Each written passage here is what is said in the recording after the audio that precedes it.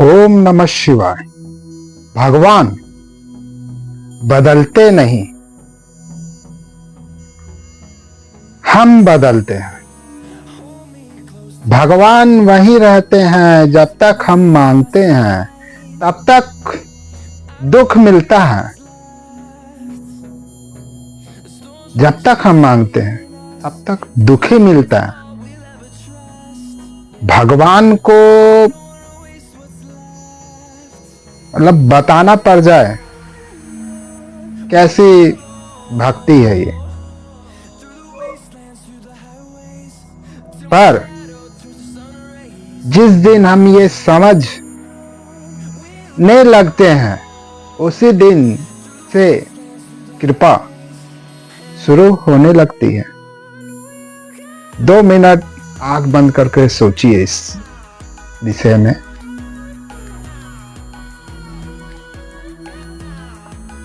समझ ही सबसे बड़ी पूजा है। आप समझिए और फिर पूजा कीजिए।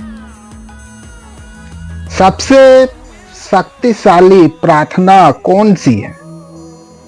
कभी सोचा है आपने? जो बोली नहीं जाती, मौन में की गई भक्ति शब्दों से तेज पहुंचती है। आज कुछ मत बोलो, सिर्फ महसूस करो।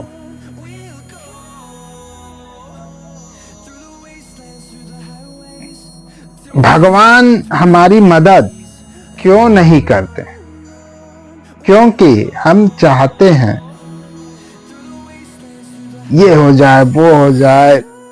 मतलब चाहने की कोई सीमित या कोई पैमाना नहीं होती है। हम तो हमेशा ये चाहते हैं, वो चाहते हैं, पर सिर्फ चाहते हैं। तो भगवान हमारी योजना क्यों माने? भगवान आपसे नीचे तो है नहीं। भगवान आपसे, हम सभी से ऊपर है भगवान। जब हम उनकी योजना मानते हैं, तभी सहायता आती है। आप सोच के देखिए कि हम सब उन्हीं के बच्चे हैं। तो भगवान जब चाहेंगे हमारे बारे में, क्या चाह सकते हैं? जो हमारे लिए बेहतर हो,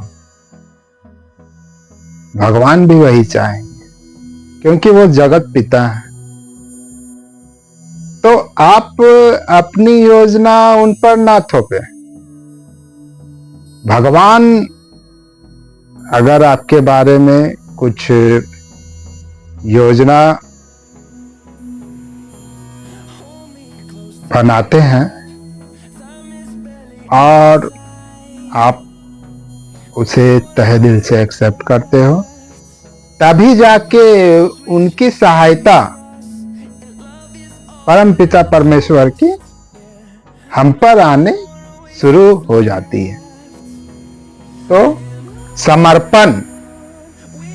समर्पण ही समाधान है। जितनी भी समस्या हैं, जैसी भी समस्या है, मतलब जैसी भी से मतलब है जो आपके लिए बेहतर है। ये दिमाग तो कुछ भी चाहता है, ये बकवास में भी उलझा रहता है, संसारिक में भी उलझा रहता है, बेमतलब की बात में भी उलझा रहता है। पर जो आपके लिए बेहतर है, इसीलिए बोला गया है समर्पण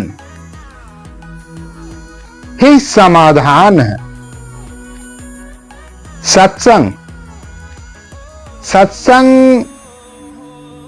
सिर्फ सुनना नहीं है।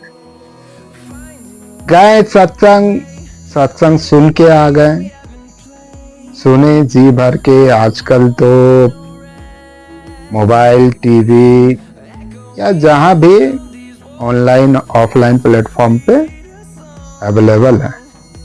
पर आपने कभी सोचा है क्या, सुनना सुनना ही समाधान होता है क्या? इस पे 2 मिनट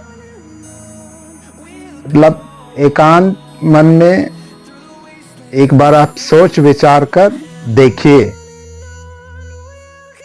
सुनना समाधान नहीं है। सत्संग का अर्थ है जो सुना उसे जीवन में उतारना। प्रवचन तो बहुत अच्छा लगता है, पर उसे अपने जीवन में उतारना भी होता है। ये नहीं कि एक कान से सुने दूसरे कान से निकाल दिए, वरना वो सिर्फ शब्द है। अगर आप सुन रहे हो तो वो सिर्फ शब्द है, शब्द नहीं, बदलाव चाहिए। कि अगर आप को कुछ अच्छा लगा, मतलब दूसरे को करते हुए देख रहे हो तो अच्छा लग रहा है, पर अपने खुद के जीवन में उसे उतारना नहीं है। ये कैसा शब्द और विचार है? ऐसा होता है क्या? सिर्फ सुनने से कुछ नहीं होता। सत्संग मतलब सत्य के साथ सिर्फ बैठना है, सुनना है, ऐसा थोड़ी होता। सत्संग का मतलब ही होता है सत्य के संग, सत्य के साथ। तो शब्द नहीं, बदलाव लाइए। डर में की गई पूजा क्यों काम नहीं आती? डर से की गई पूजा, मतलब सोच के देखिए, डर से की गई पूजा मतलब ये पूजा, ये तो सौदा बन गई। भक्ति प्रेम से होती है। जहां प्रेम नहीं वहां भक्ति हो सकती है क्या? शर्त से नहीं, प्रेम से उतरिए, प्रेम से। भगवान या यूं कहें इसे,